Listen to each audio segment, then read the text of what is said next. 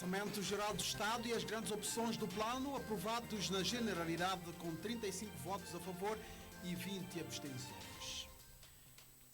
O Governo garante a retoma e conclusão de algumas obras lançadas sem financiamento pelo anterior executivo. Ensino e reforma da governação educativa em São Tomé e Príncipe, ERCES, é o novo projeto de educação no país.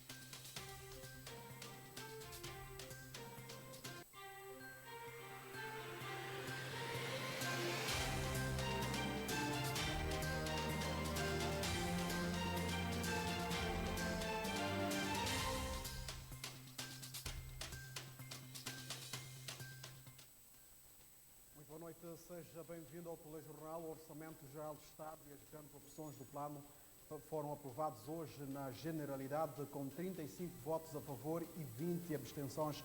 A bancada que sustenta o governo e a coligação MCI-PS1 deram voto de confiança, enquanto que o MLSTP-PSD e Basta deram o benefício da dúvida e abstiveram-se. As discussões foram afloradas durante os 2 dias na discussão e votação do Orçamento Geral do Estado e das grandes opções do plano para o ano econômico 2024.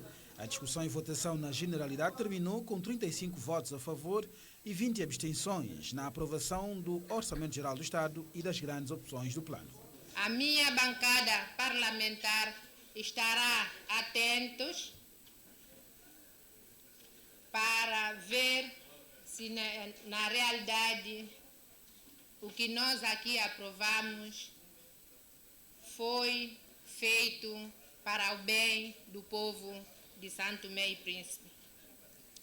Iremos fazer os nossos trabalhos de fiscalização, iremos fazer o trabalho de acompanhamento, também dar a nossa opinião, fazendo o que nós, como deputados, a lei nos confere fazer.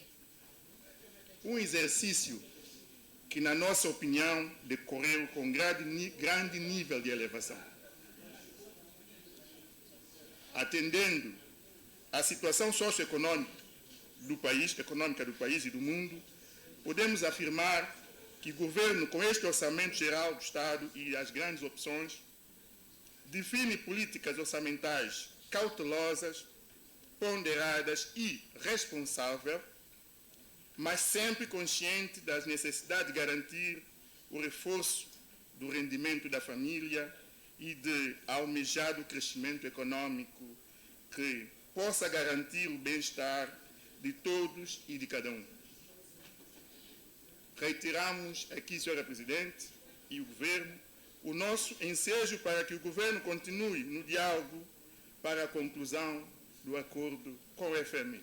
As abstenções do MLSTP e do Basta que deram o benefício da dúvida ao governo com relação ao financiamento para os diferentes projetos. No programa do OGE e das GOPs, um dos 3 pilares, os 3 pilares que suportam o crescimento 2.9, agropecuária, turismo e o setor de serviços, por não vermos de forma clara no OGE medidas que sustentem esses 3 indicadores, esses 3 pilares, porque nós achamos que este orçamento não é realista,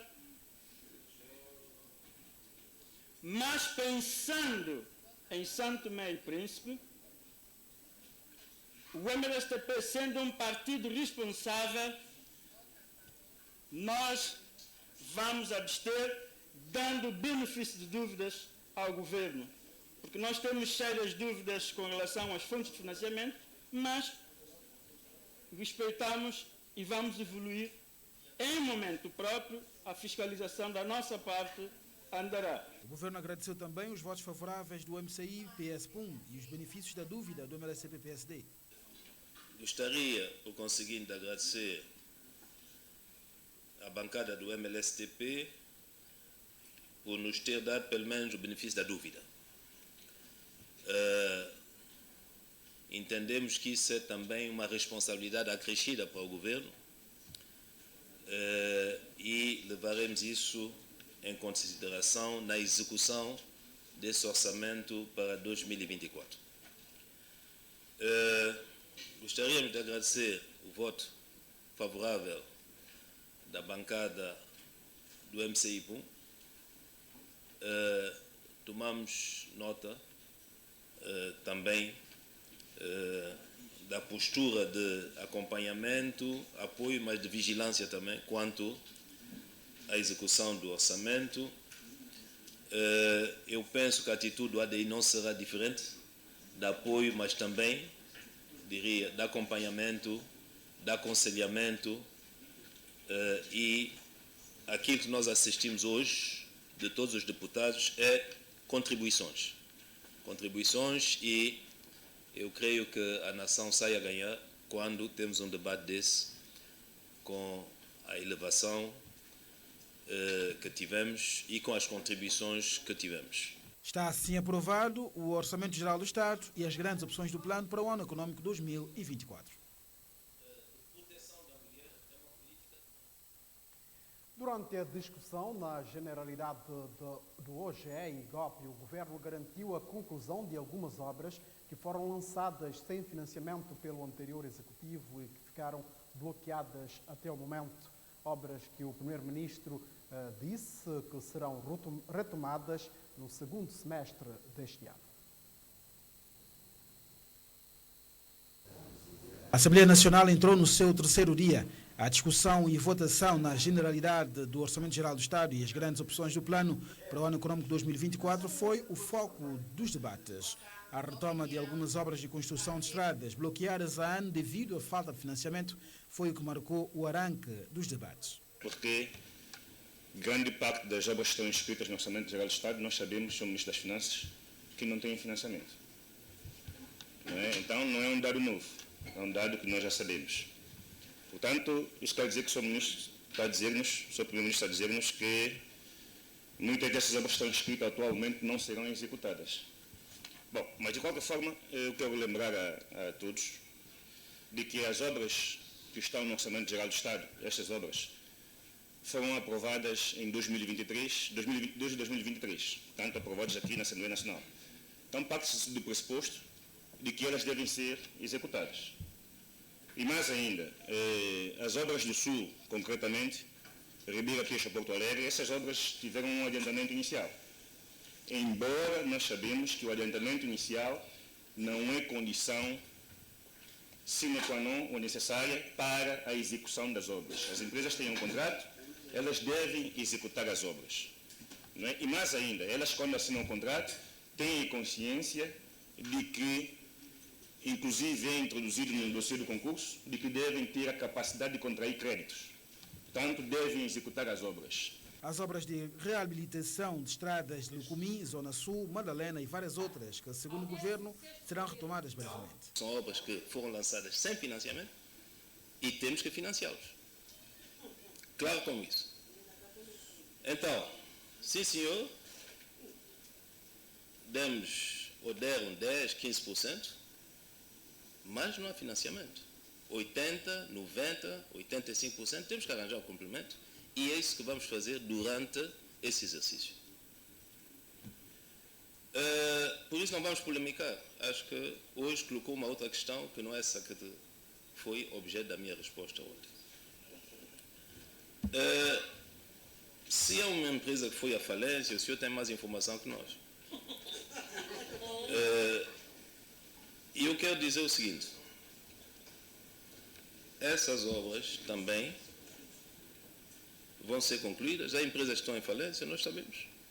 Há empresas que não vão poder assumir as responsabilidades e vamos ter que lidar com isso. Simplesmente dizer às populações que nossa obrigação como governo é de acabar essas obras, encontrar os financiamentos e no caso Cauê, sim, nós temos estado a trabalhar com o financiamento Cauê, nomeadamente para a estrada e para o Liceu de Cauê. E as coisas estão em bom andamento quanto ao liceu, que será transformado num liceu técnico profissional para atender às necessidades de todo o país. Com relação às obras de requalificação da Marginal, o o chefe do governo acrescentou. A obra da Marginal foi assinada em 2017. Estamos em 2024. E nós assumimos o poder finais de 2022. Por isso também aí nada novo. Essas obras finalmente vão arrancar no primeiro semestre de 2024. Mas 2017, governo ADI, 2018, finais de 2018, governo MLSTP, até 2022, e vamos arrancar as obras em 2024. Trovoada garante que está a correr atrás dos financiamentos necessários para avançar com algumas obras ainda neste semestre.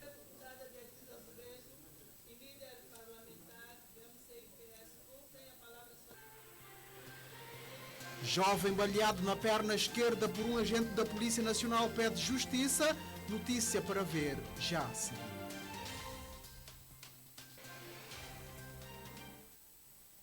Várias preocupações foram levantadas pelos deputados esta quinta-feira na Assembleia Nacional. A questão de imigração em massa e a necessidade de formação dos técnicos que ainda estão no país foi uma das inquietações levantadas pela bancada do MLSTP. O governo diz ter conhecimento destes problemas e uma solução à vista. O pagamento da assistência social atualmente atribuída é preocupante, uma preocupação levantada pelo deputado Adlander Matos. Mas a preocupação que trago, e se um pouco à tutela do Sr. Ministro do Trabalho e Solidariedade, é com cerca de 3.045 idosos do subsídio não conhecido e contínuo, ou seja, estou falando de idosos que, por parcelamento das ex-empresas agrícolas, não conseguiram ter um ano de contribuição necessário para beneficiar de uma reforma, ou aqueles idosos que nunca puderam contribuir para a sua própria reforma. Eu falo isso por coerência. Naquela altura era o então ministro da Presidência, o ministro Garrett, e eu defendi essa questão, cara, que eles teriam, com o fim do preço, no mínimo que receber 480 dobras.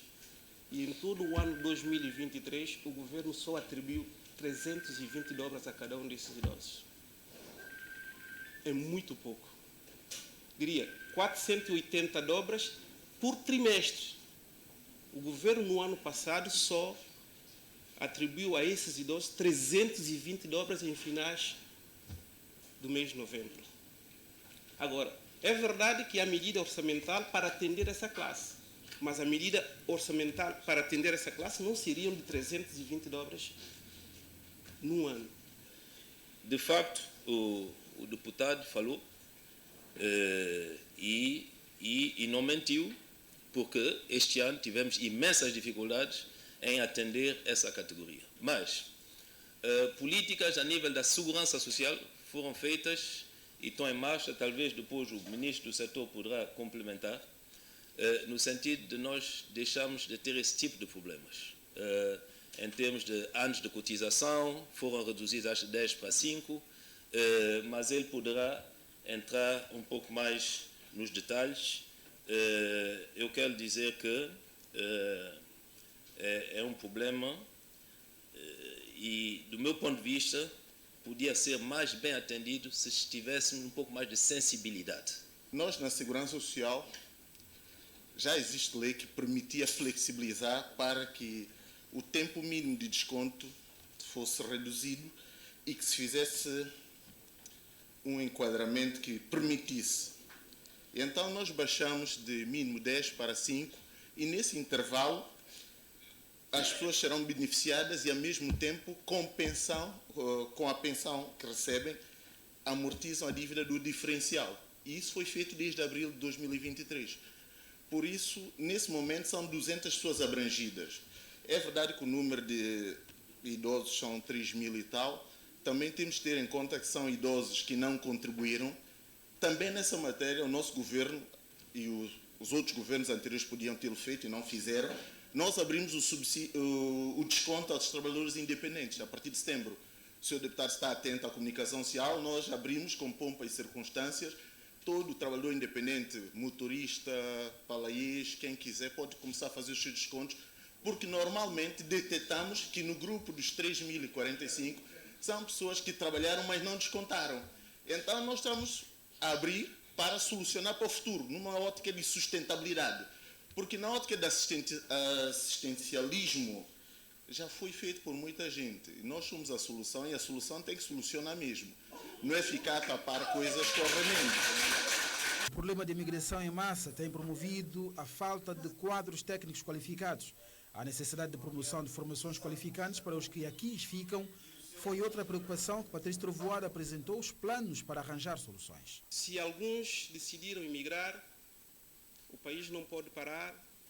Nós que ficamos precisamos e temos necessidade de dar resposta a esta fuga de quadros, muitos deles qualificados, em função dos desafios da infraestruturação do país que precisamos, em função da necessidade de serviços no domínio do turismo, agricultura.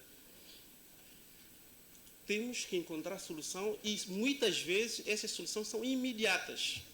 Imediatas. Porque um mecânico não se forma em um dia, em um ano. Um bom mecânico, no mínimo 10, 15, 20 anos. Eu digo isso, um bom pedreiro, um bom pintor. Todos nós que fazemos até pequenas obras temos dificuldades de ter um carpinteiro ou um pedreiro disponível, porque ele está terminando a obra do outro, eu tenho que esperar a minha vez. Eu sei que, através do Centro Profissional de Budo, há ações de formação nesse sentido, mas agora a pergunta que eu coloco, será que este plano de formação está ajustado com esta real necessidade? Normal essa questão dos fluxos migratórios. Qual é o problema fundamental? O problema fundamental que nós estamos a falar, a discutir com os nossos parceiros, é o problema da qualificação. Não é? Estamos a perder pessoas qualificadas e nós precisamos de substituir essas pessoas que nós perdemos. Bom, o que é que nós estamos a fazer? Estamos a aumentar a formação profissional no país, estamos a pedir aos parceiros para aumentarem também a oferta de formação profissional no país.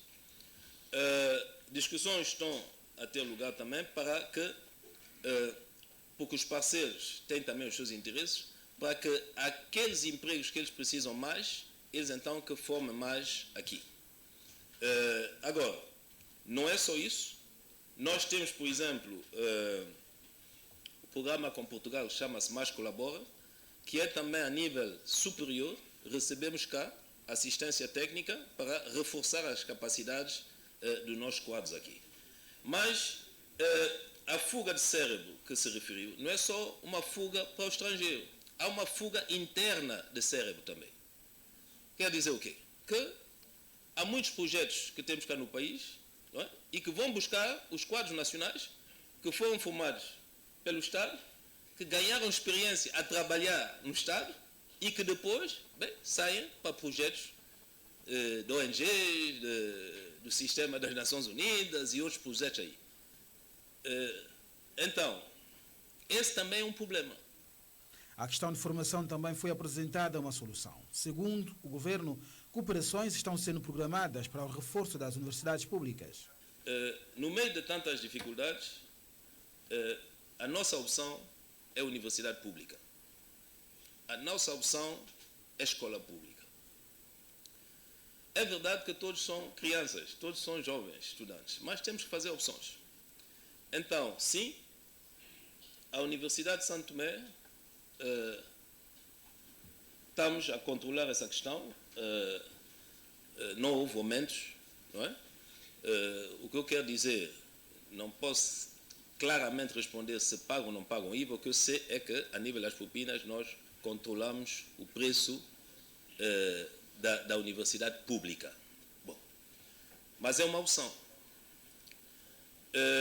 É uma opção porque as políticas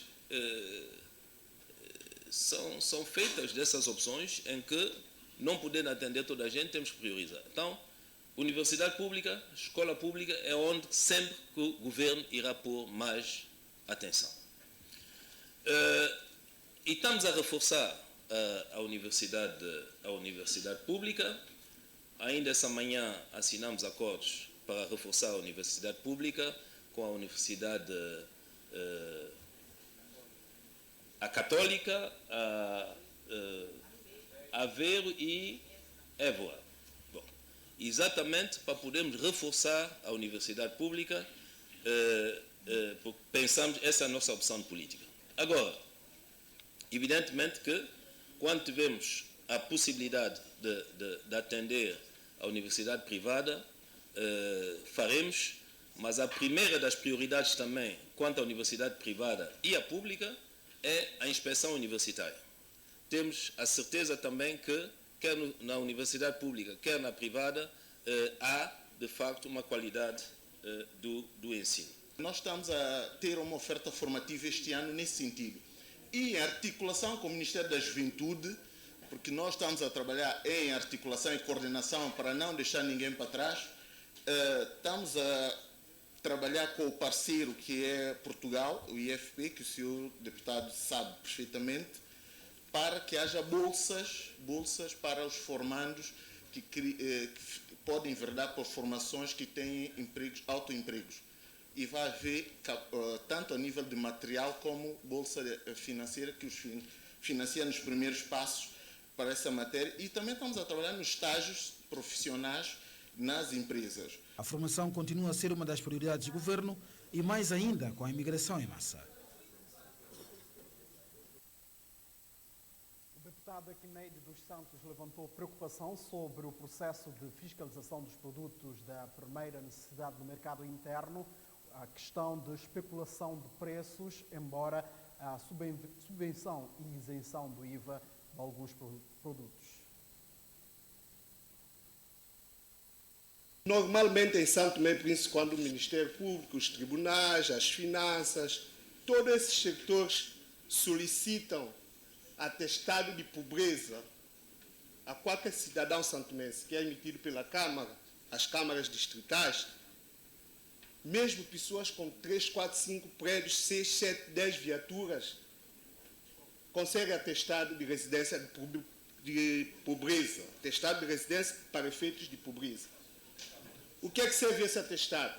Esse atestado serve para que as pessoas entregam nas finanças, entregam nos tribunais para serem isentos do pagamento das custas, ou muitas das vezes, de algo que o Estado, que tem que pagar o Estado.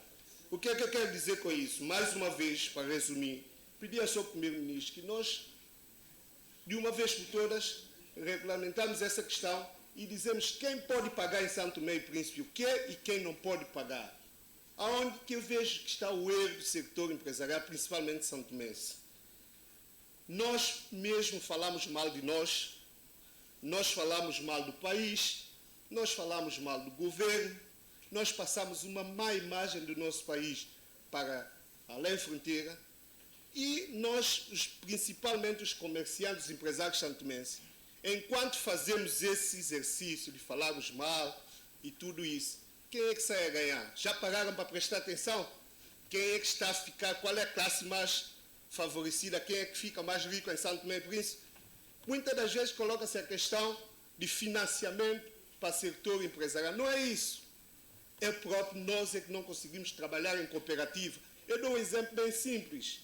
Há comerciantes aqui estrangeiros que se unem e podem importar, por exemplo, 10 contentores de farinha e chegam aqui e dividem-se em 2, 3 contentores cada um. Mas nós, os santomenses, não temos essa cultura de trabalhar em equipa, nós não temos essa cultura de trabalhar em cooperativa. Esse é que é o nosso erro. E enquanto nós continuamos a matarmos uns aos outros aqui e todos os outros empresários, quem vai ficar cada vez mais rico são os estrangeiros aqui em São Tomé e Príncipe. E é isso que já se vê aqui. As pessoas vêm sem nada, vêm com um troller e hoje são os mais ricos em São Tomé e Príncipe. Não é porque os empresários santomenses não têm condições, porque nós não somos unidos. Fiscalizar em todos os sentidos, fiscalização do Estado. Eu acho que a fiscalização é um instrumento muito importante para a própria o desempenho do governo. Mas eu gostaria de dizer, Sr. Primeiro-Ministro, as pessoas devem fiscalizar sim. Fiscalizar com base nas leis, não fiscalizar com o nome do Patrício Trovada, eu vou explicar porquê, e não fiscalizar porque vai atingir A ou B. O que é que tem estado a acontecer? Isso, eu espero que as pessoas estejam a ouvir. Muitos comerciantes pediram, quando estiver no Parlamento, diga, as pessoas fazem expensões, as pessoas fiscalizam, e quando chegam aos centros comerciais, chegam às lojas, às empresas, muitos e muitos funcionários do Estado não vão com sentido do Estado, vão com sentido de que tem um objetivo. E as pessoas dizem, quem não quiser ser fiscalizado que vai falar com o Primeiro-Ministro, porque nós estamos aqui para fazer, quem não quiser fecha a loja, quem não quiser vai falar com o Primeiro-Ministro porque votaram nele. As pessoas não podem fazer fiscalização com base de atingir alguém. As pessoas querem fazer fiscalização com sentido de Estado, com base nas leis. E aquilo que eu percebo, as pessoas vão direcionar para que amanhã as pessoas dizem, não, quem é que ordenou é o Primeiro-Ministro. E muitas das vezes, ou maioria, ou quase sempre, as informações que eu tenho quando eu normalmente questiono, falo com o Primeiro-Ministro, muitas das vezes são questões que nem o Ministro às vezes sabe. Cada fiscal faz das suas, em nome do Ministro, em nome do Primeiro-Ministro, em nome do diretor, e outros até dizem, quem não quiser fecha a loja vai ter com o Primeiro-Ministro. Quem não quiser fecha a empresa vai ter com o Primeiro-Ministro. Eu acho que a parte de fiscalização desse país tem que ser com responsabilidade, com base nas leis. O governo faz um esforço, os deputados fazem um esforço, reunimos em comissões, tomamos medidas para beneficiar a população. E no fundo, o que é que se encontra? As empresas, as lojas, ninguém. O governo isenta na alfândega. Se custava 10, a intenção do governo é para chegar ao consumidor final a 7 ou a 6, mas cada um continua com 10. E pelo menos esse continua com 10 não está pior. E outros que vão para 11 para 12. É isso que nós estamos a pedir, Sr. Primeiro-Ministro, todos aqueles que têm a sua área de fiscalização, que ajudem o governo a trabalhar. A Assembleia fará seu papel e cada um de nós faremos o nosso papel. O deputado do Movimento Basta, Levi Nazaré, chamou a atenção para a necessidade de reformas ao nível territorial, ministerial, ou seja, ao nível geral, de forma a reduzir os custos orçamentais e combater a corrupção. Muitas vezes fala-se que os ministros é que são corruptos, os membros do governo é que são ladrões, etc, etc. Mas não.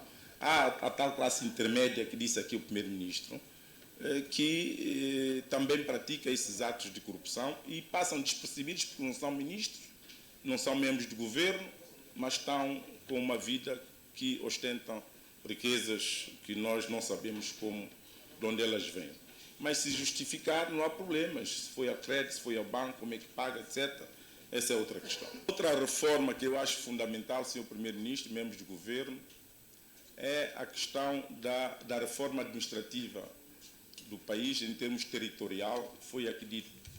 Eu acho que já é a altura de nós termos só 3 distritos, reduzindo as despesas públicas, um distrito do centro, um distrito do norte, um do sul e uma região autónoma. Temos que ter a capacidade de ter clima suficiente para fazer essa reforma. Já não justifica os 6 distritos que nós temos na ilha de Santo Tomé, já não justifica. Reduzir assim despesas públicas com tantos funcionários das câmaras. Outra grande reforma que é preciso, se não é nesse governo, eu já disse ontem, pode ser governo que virá depois desse governo, que será, na minha opinião, o governo de sacrifício, o governo de salvação nacional, o governo patriótico, o governo de unidade nacional, aquele que seja, é a fazer a reforma do Estado.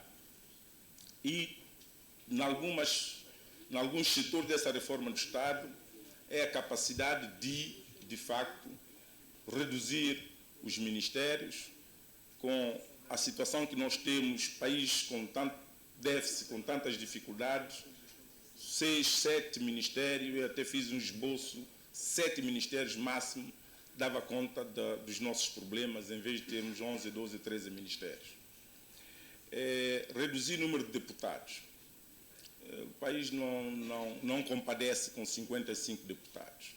Termos a coragem de passarmos a ter 30 deputados, 25 deputados bem pagos, bem remunerados, com todas as condições, e permitir também que a deputação não seja exclusivo dos partidos políticos. Permitir, através de uma reforma legal, que a sociedade civil, através da FONG e as centrais sindicais, possam também ter deputação para ajudar-nos nesse trabalho que é de legislar e fiscalizar a ação governativa. A equipa do Conselho de Administração do Instituto Marquês de Valflor deu nota positiva à implementação de 3 programas que têm com São Tomé e Príncipe. A avaliação é do Presidente do Conselho de Administração do referido Instituto, à saída do encontro com o Presidente da República. Saúde, educação e setor agrícola são as 3 áreas em que o Instituto Marquês de Valflor coopera com São Tomé e Príncipe há largos anos. A equipa deste parceiro, que se encontra no país em missão de trabalho, junto às autoridades nacionais, veem com bons olhos o grau de implementação destes projetos, sobretudo na área da saúde. Nós avaliamos com grande satisfação na área da saúde. Eu acho que a evolução, através do Saúde para Todos, foi fantástica, porque neste momento já estamos com um nível de cuidados e de sustentabilidade e de qualidade da saúde praticada aqui, que orgulha. A taxa de mortalidade é inferior à grande média, à média dos países aqui da África subsaariana, e a longevidade, a esperança média de vida dos são tomenses é das maiores também aqui da África subsaariana. Mas a saúde, como a educação e como a agricultura, tem que ser programas de contínuo.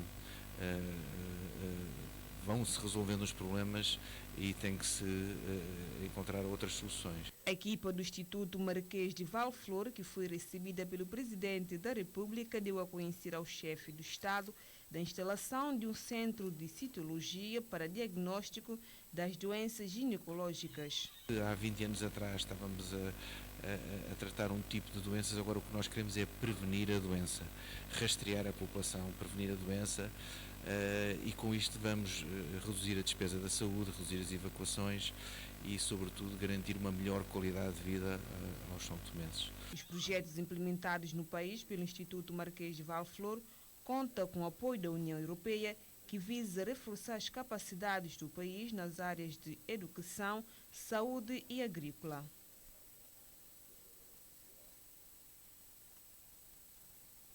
A Ordem dos Advogados mostrou-se preocupada com o processo de elaboração do novo pacote legislativo no âmbito da reforma da Justiça, preocupações que foram apresentadas ao chefe de Estado durante o encontro de apresentação do novo corpo diretivo da Ordem dos Advogados do país.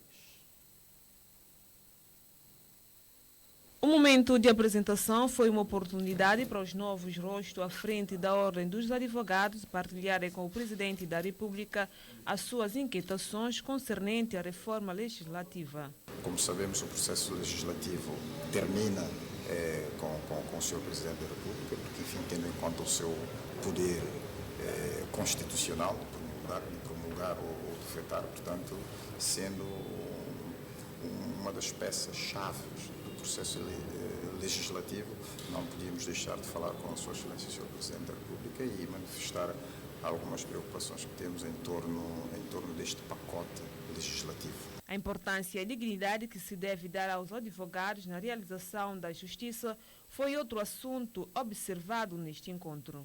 O desafio é muito grande e, portanto, há que se trabalhar.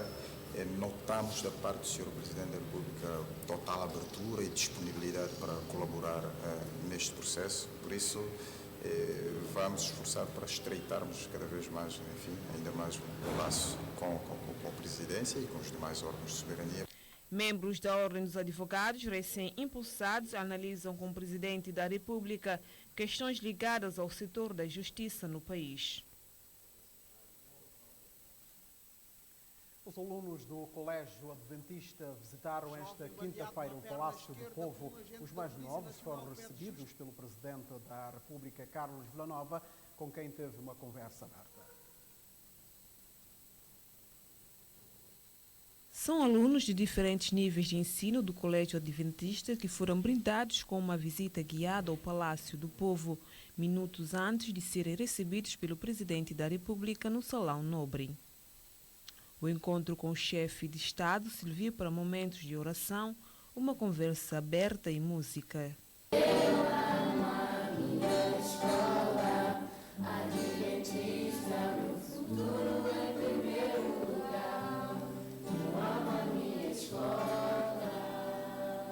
Os alunos mostraram-se felizes por conhecer de perto o número 1 da nação.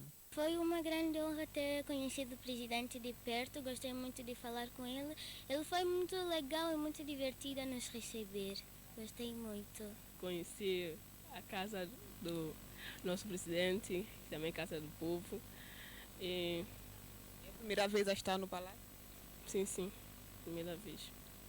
Eu só passava mesmo de lado, nunca entrei no palácio. O encontro permitiu também apresentar ao chefe do Estado algumas situações do foro educacional que a escola padece. A escola alberga os alunos com necessidade especial e nós reconhecemos a preocupação e os desafios que os pais têm. E os recursos são enormes e não há todas as condições reunidas para receber, dar aquela atenção que eles merecem. Os medicamentos para essa patologia é muito cara, então são um conjunto de situações que nós vimos e preocupamos. Quem sabe é uma porta aberta para ajudar também, não só o Colégio Adventista, como as outras escolas particulares do país que carecem de atenção e têm muitos desafios. Nesta visita não faltou prenda. Carlos Villanova recebeu da parte dos visitantes uma Bíblia Sagrada, uma oferta para o colégio agradecer o chefe de Estado pela sua missão. O momento foi especial para nós e pedir a Deus para que abençoe o Presidente da República pela responsabilidade que ele tem e também queremos convidá-lo para pertencer à família da educação adventista. Uma foto de família com o Presidente da República eternizou a visita destas crianças ao Palácio Cor-de-Rosa. O país tem um novo projeto de educação denominado Ensino e Reforma da Governação Educativa em São Tomé e Príncipe, ERGES. Para 3 anos está avaliado em mais de 3.600, ou seja, 3.600.000 euros. O acordo para a sua implementação foi assinado esta quinta-feira entre o Ministério da Educação, Cultura e Ciência, a Associação Marquês de Valflor e a Cooperação Portuguesa. Dirigentes e quadros técnicos do Ministério da Educação, professores dos diferentes níveis de ensino, professores e alunos de educação especial, docentes e investigadores da Universidade de São Tomé e Príncipe constituem o grupo-alvo do projeto Ensino e Reforma da Governação Educativa em São Tomé e Príncipe, ERGES. Trata-se do novo programa na área da educação, assinado pela Associação Marquês de Valflor, Cooperação Portuguesa e o Ministério da Educação. Este projeto tem uma duração prevista de 3 anos, com términos em 31 de dezembro de 2026. E tem um orçamento de cerca de 3.780.000 euros, dos quais tem uma comparticipação do Camões Portuguesa de 3.591.000 euros. É um projeto original porque congrega 4 universidades portuguesas: Aveiro, Évora, Santarém, Universidade Católica Portuguesa e Santarém. E também congrega a Universidade de São Tomé e Príncipe. O objetivo global é, efetivamente, contribuir para a melhoria da qualidade, equidade e de inclusão do sistema educativo de São Tomé e Príncipe. Na perspectiva de estabelecer políticas que visem a melhoria do ensino e aprendizagem do país, surge o projeto ERGES, Ensino e Reforma da Governação Educativa em São Tomé e Príncipe, de 2024-2026, que comporta as seguintes áreas de intervenção: ensino técnico profissional e dupla certificação, formação de professores e supervisores, produção de materiais didáticos digitais para os ensinos básico e secundário, reforço da direção do ensino superior de ciência, reforço da capacidade institucional. A ação responde à Estratégia de Cooperação Portuguesa 2030, que preconiza o desenvolvimento de capacidades humanas, técnicas e institucionais nos países parceiros. O ERBS produz, assim, uma resposta ambiciosa de São Tomé e Príncipe e da cooperação portuguesa que visa responder aos constrangimentos existentes e aos novos desafios, como a formação e a empregabilidade dos jovens, o acesso a materiais didáticos para alunos e docentes na era da digitalização e conectividade, a preparação dos professores para o exercício da docência e a capacidade de planificação, monitorização e avaliação enquanto forma de garantir a qualidade da educação.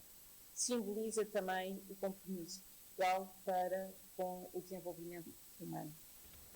A ministra da Educação referiu que acredita no potencial interventivo deste projeto para se atingir a melhoria almejada no sistema educativo. Todos nós reconhecemos que é preciso investir na educação, e investir na educação requer políticas bem direcionadas que atendam às necessidades do setor educativo do país, para que formemos mulheres e homens para a vida, de forma a contribuírem para o desenvolvimento do país. Estou consciente que os objetivos para os quais foram estabelecidos para este projeto serão plenamente alcançados em resposta às áreas identificadas pelo país como realmente prioridades essas ainda mais reforçadas com a avaliação da capa da política educativa realizada no mês de janeiro. Este projeto enquadra-se também no Programa Indicativo Multianual entre a União Europeia e São Tomé e Príncipe 2021-2027. A petrolífera brasileira Petrobras, o par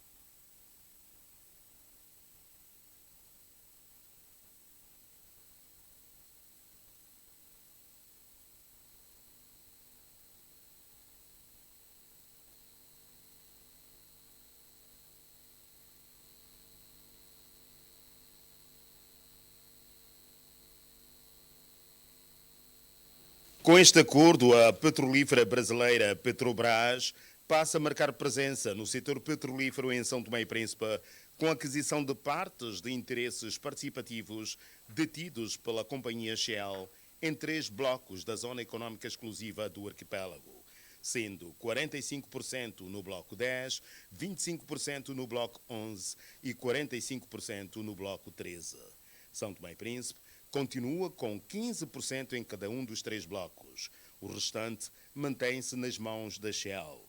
O acordo entre as duas companhias foi anunciado em dezembro e agora validado pela Agência Nacional do Petróleo. A empresa Petrobras, que acaba de entrar para o consórcio dos blocos 10, 11 e 13, tem uma vasta experiência de exploração de petróleo em águas profundas e ultraprofundas e estamos assaz convictos de que ela trará este seu manancial de experiência e know-how para juntar ao das empresas que já se encontram nestes blocos e assim continuarmos esta nossa titânica empreitada, mas no caminho certo, rumo à descoberta de petróleo com caráter comercial. Apesar da expectativa que tem vindo a ser criada em relação à extração do petróleo, essa é ainda uma corrida sem meta vista. Estamos conscientes de que ainda nos encontramos ao meio desta maratona, o que requererá do Estado a flexibilização e a modernização de algumas legislações que constituem o vetor orientador, seja ela de forma direta ou de forma indireta, a nossa atividade petrolífera, fazendo, por conseguinte, da nossa zona uma frontier area cada vez mais atrativa e competitiva. Concluído o negócio, falta agora saber quando começam as intervenções. Por enquanto, não foram ainda anunciadas datas para o início dos trabalhos. Um jovem foi baleado na perna esquerda esta terça-feira por um agente da Polícia Nacional. O ato aconteceu no mercado de Boboforo. A vítima e os seus familiares clamam por justiça. A situação que envolve Kelvin Guadalupe, de 26 anos, e um agente da Polícia Nacional começou no passado sábado no mercado de Boboforo. Eu estava, depois do carrega, eu estava lá assistir uma TV. Enquanto um senhor também estava juntamente a falar comigo. Um senhor não sabia quem era o senhor veio, parou, está tentando pedir para ele não ver televisão. Depois eu disse, meu chefe, dê uma licença. O senhor não saiu. Dê uma licença, o senhor ouviu, ainda olhou um comando, ainda tirou o olho. Eu não sabia quem era o senhor, tentei afastar o senhor com a mão para poder ver. Sabe que vai o senhor mandou-me, como o senhor mandou-me, eu segurei o senhor na mão porque a mão ia me bater. Então, como eu segurei o senhor está tentando segurar, eu disse, senhor, o senhor vai dar com bala. Depois, segurei o senhor na mão, mesmo passou a dar com bala.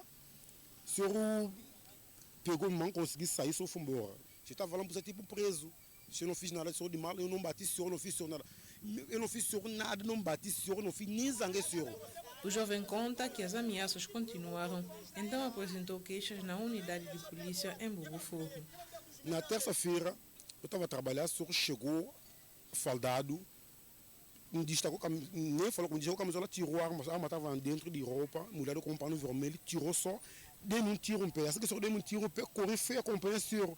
Antes de eu acompanhar o senhor não fez mais o tiro, passou-me de costa. E quando eu consegui, eu peguei o senhor mão com pistola, o senhor não fez mais um tiro perante para lá, o senhor ia matar muita pessoa na minha porque o senhor fez 3 tiros. Até eu achei que bala que o senhor fez, que passou das coisas que me bateu. Depois que vi que o senhor furou meu pé, até agora eu não tirei bala no pé. O senhor ainda subiu o carro comigo, está querendo levar para o hospital, antes o senhor estava querendo escolher dele, o senhor comigo com o carro. Chegou lá, a polícia está controlando, está a subir e descer. Foi para fazer raio-x, eles não aceitaram fazer raio-x. A polícia lá, eles tentou, tá falar comigo, pagou-me dinheiro, está querendo ameaçar-me dinheiro, fazer muitas coisas. Pá. Eles deu-me 1000 dobras. Deu 1000 dobras para despesa, para ver, para subir e descer, para pagar carro. Até eu não quero também estar insistindo para tomar. Depois chegou o comando, está a querer tapar embora, está a querer para tudo ficar, para ninguém não ficar sabendo nada. Meu filho tem razão. Não quer justiça. Meu filho tem razão. Meu filho é mal criado, mas não faltou seu respeito.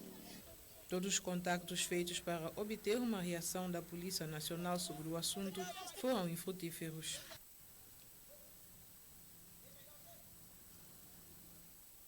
Cidadão em rixa com a Polícia Nacional. Um cidadão português ofereceu um conjunto de materiais hospitalares de oftalmologia ao Hospital Central Aires de Menezes. A cooperação portuguesa, através do Instituto Marquês de Valflor, fez chegar estes materiais ao país, que serão uma mais-valia no diagnóstico de patologia ocular no Centro Hospitalar de São Tomé.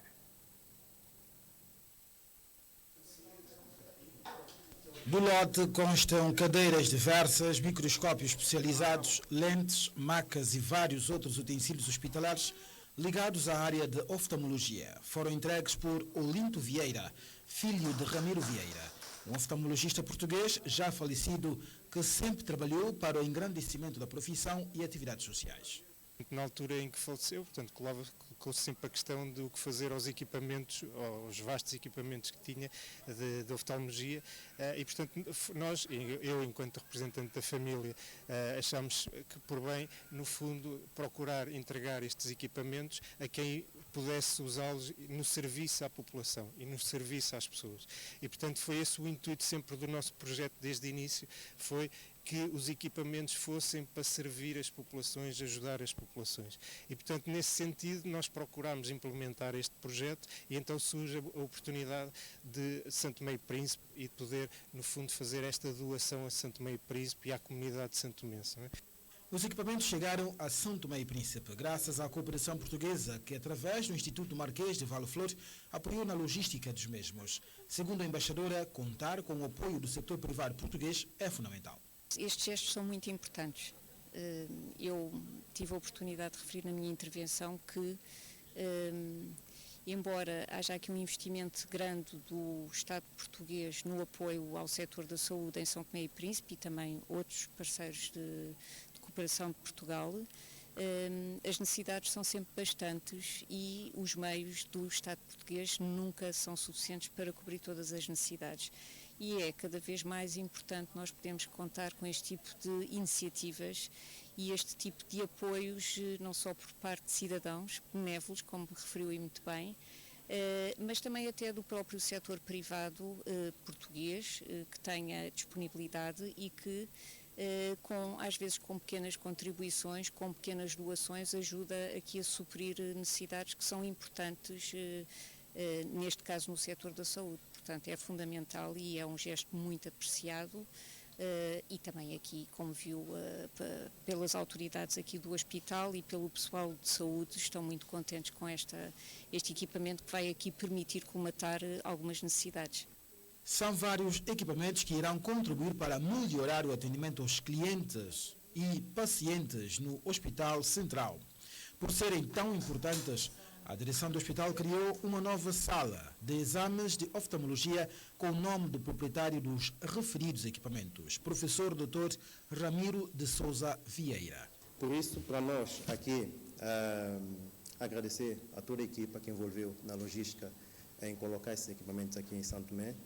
A presença aqui do filho do Dr. Ramiro, tendo em conta o historial, a grande carreira, a jornada do Dr. Ramiro Vieira, nos cuidados de saúde, na especialidade que foi, no técnico que foi, como abraçou a saúde e o interesse e a doação da parte dos consultórios dele, não é? Dos equipamentos, que venham de qualquer maneira melhorar significativamente a nossa capacidade de resposta aqui na nossa comunidade que nós atendemos, são doentes de oftalmologia, da saúde ocular. Aqui a presença do Olinto Vieira, o filho do Dr. Amiro, que desencadeou esse momento, é para nós uma demonstração de legado e compromisso da família Vieira na saúde ocular e na comunidade que nós assistimos, não é? Com esta ajuda do sector privado português, o setor de oftalmologia está mais apetrechado. O massacre de 1953, cujo 70º aniversário foi assinalado no dia 3 do corrente, é um dos capítulos da história de São Tomé, analisado e aprofundado por um coletivo.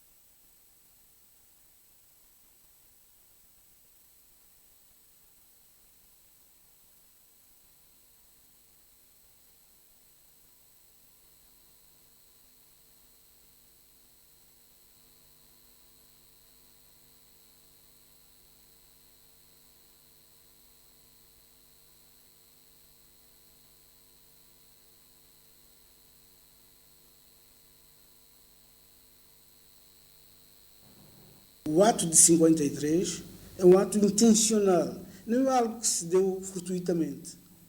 E isto marcou profundamente a memória dos santomenses. É algo que não pode ser visto de outra forma, na nossa opinião.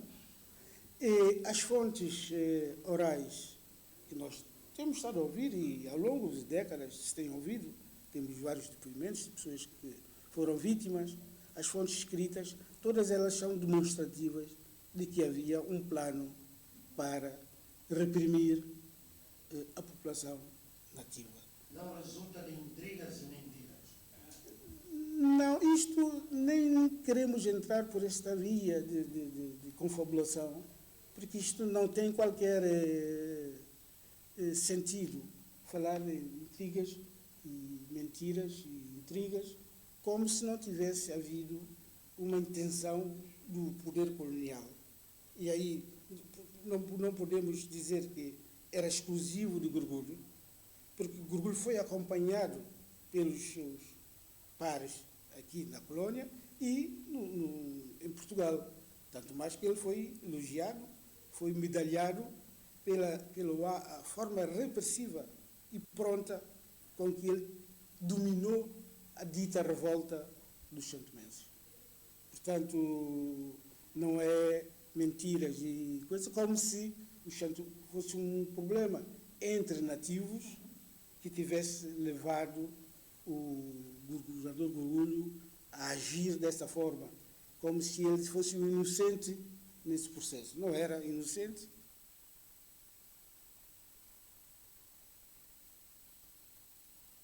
Acompanhe depois do telejornal uma reportagem sobre este assunto.